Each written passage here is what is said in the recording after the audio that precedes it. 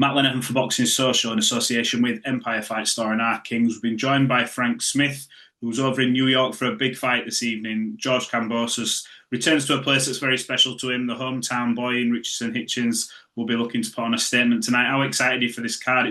There's a lot of good things on this card as well. When you look at Andy Cruz, the debut of Adam Macker as well, Zaquin Moses. It's a really good card. Yeah, buzzing. What a card and what a build-up it's been as well. You know, the two of them, I mean, there's been chairs nearly thrown. There's been cash thrown in people's faces nearly. It's been a fun one. It's kind of, I think George Kambosos was the perfect opponent for Richardson Hitchins, as his sort of coming out party to give him that ability to build as possible as big as possible. It's going to be a real fight as well. George Kambosos coming back to the place of his biggest win of his career against Teofimo Lopez back at the theatre at MSG. So it's going to be a great fight. The build-up's been great, and as expected, it was going to be fiery.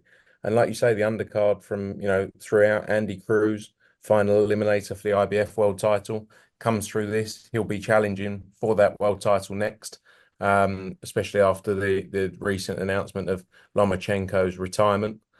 So great fight there. Terra Moana in a proper fight. That's been going back and forth this week as well. Adam Macker, as you say, making his professional debut. He's 18 years old, special talent. So excited for him as well. Zaquin Moses on the card, Nishant Dev, Pablo Valdez. So excited about the night ahead. I just want to ask you, in terms of Hitchens, obviously trying to build that star in New York. Obviously, we've seen Teofimo Lopez putting on good performances over there, but has he really got to make a statement in this victory to sort of, look, we've given you the homecoming, as in you're there, you've earned it, obviously, with your victories, but if you want to make this place your base, your home, and you want to be that star, this has to be a statement victory, because we all know how good he is at boxing, and he can box the ears off anyone, but has he got to have that sort of exclamation mark on this? 100%. And I think he realizes that, he knows he needs to go out there and deliver a big performance. I think some of his performances in the past haven't delivered in truth, in a sense of entertainment value at points, but I think he showed he can have a fight, especially in the final eliminator fight he had as well, in Vegas a year or so ago. To get into the position and then against Liam Parrow, had a good performance there, but he knows he's got to deliver. He knows the site. Look, he delivers outside the ring. He's entertaining. He's got the look. He's got everything that's needed. But I think he just knows in this one he's got to go out and deliver a big performance. And I think George Kambosos is the perfect opponent for that as well. Because he's going to bring it, and it's going to be a great fight. Where would his sort of next step be, providing say he comes through this? I'm not looking past George at all because look, he's caused upsets in the past, and he's been there, done it, and he's had the belts. But when you look at Hitchison, what happens if he does win this? What's his next step? Does he look at unifications? Is it the other big names? He's having a lot of back and forth with people as well at the minute, whether it be Devin Haney, etc., whoever. I think the unifications are the big names, but like I say, he can't look past tonight's fight, and he has to deliver a performance that get people talking about him. He has to. And recently, obviously, last time we were in New York, we had the Times Square show, which was a spectacular event. But at the same time, the fighters didn't all go out there and leave it all on their shield. And I think he realizes off the back of that as well, he needs to go and deliver a performance in order to get those fights of interest. Is there more pressure now with maybe comments made by Turki Alalshikh? And I know, look, Matchroom's obviously you're all very proud of it. It's a global promotion. It's not just a UK show. You can do your standalone shows without Riyadh Season Ring Magazine, etc. But I know they are partners. But with Turkey's words about this Tom and Jerry style, do you think there's added pressure now on the fighters to go, well, you know what, if I want these big paydays and I want to be maybe sometimes given extra money that I'm not used to, I have to perform. Is there that added pressure now?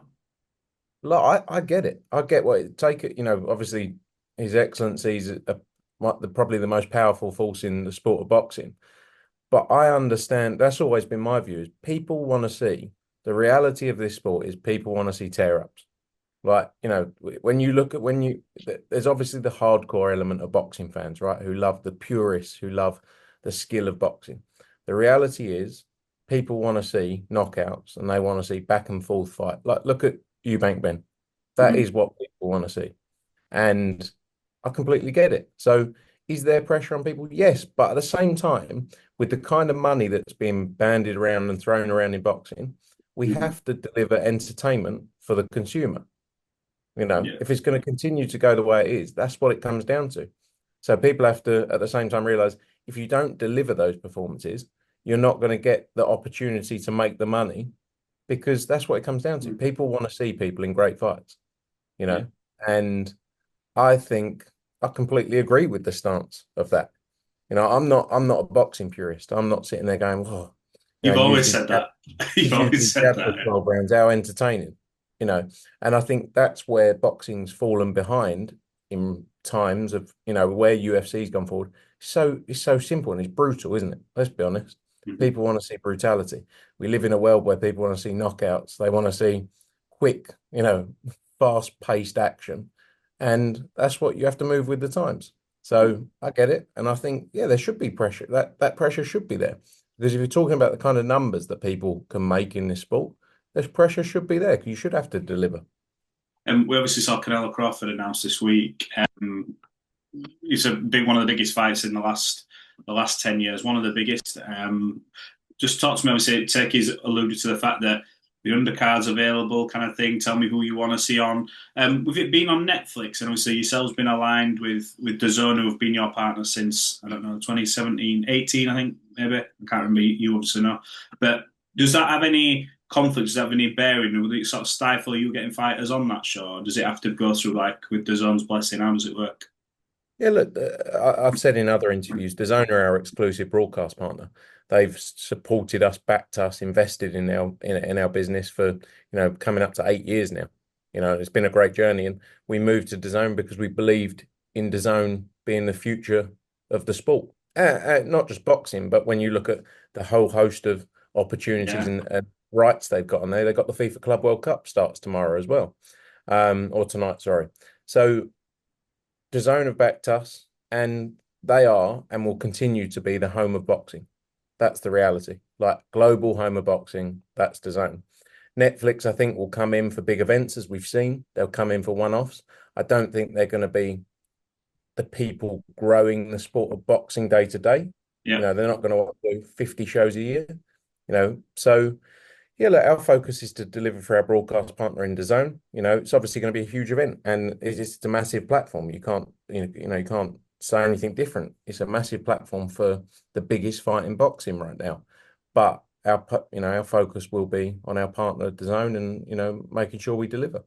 Who do you think wins the fight? Let's actually talk about the fight. Who do you think wins? Obviously, you guys have worked with Canelo. I know Eddie's got a really good relationship with Canelo, but he's even said, "Look, this isn't a foregone conclusion." What's your thoughts on the fight?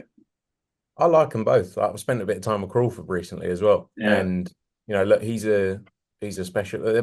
They're both excellent fighters, and I think sometimes you can look at people will look at Canelo in that last fight and go, "Whoa, didn't look great," and then take a view from it. You're always judged on that last fight, and your career of what he's done is then forgotten about because everyone goes, "Oh, that last fight wasn't a great performance."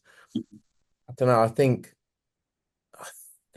Canelo has got to be favourite, but Crawford's a spectacular fighter, and also it is probably a 50-50, and it should be a 50-50. Hence why it's the kind of fight it is, because you've got two of the active best fighters in the world coming together. The weight has been spoken about in the past. I think, though, they're probably not much different in size, in no, stature. Crawford's big. Like Yeah. when you look at him, big dude. Yes. So, you know, it's a great fight. And I'm not the tactician, as I've always said. So I'm just looking forward to another great fight of entertainment. Last couple from me, because I know you've got to head off. Let's have a look. Carl Froch's comments on Anthony Joshua. I spoke to Eddie about this. I Find haven't it. seen it. What did he do? He basically said Anthony Joshua has finished. When you look at the likes of a Fabio Wardley, be it petrified of his power, Daniel Dubois, flattens him with a few expletives in there.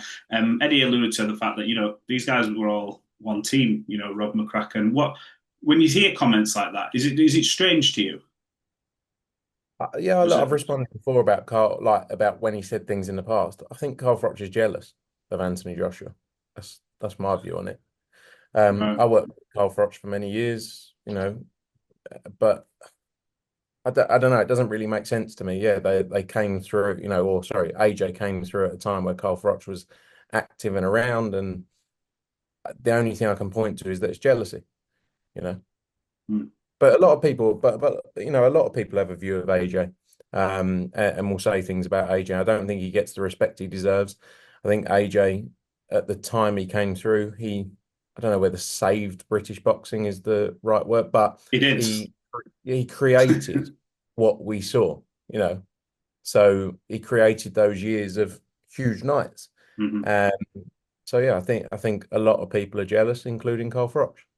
Um, Joe Cordina, when I asked back on the Mm. Manchester card, I don't want to say there was friction or something going on between himself, Matchroom, or whatever, but there's how pleased are you that you sort of there's a continuation of this relationship because he's had some great nights. Former two-time world champion. I was there for the knockout against Okawa in Cardiff. Yeah, I'm pleased to sort of get him going again and to reignite his career here. Yeah, look, I don't think there's any.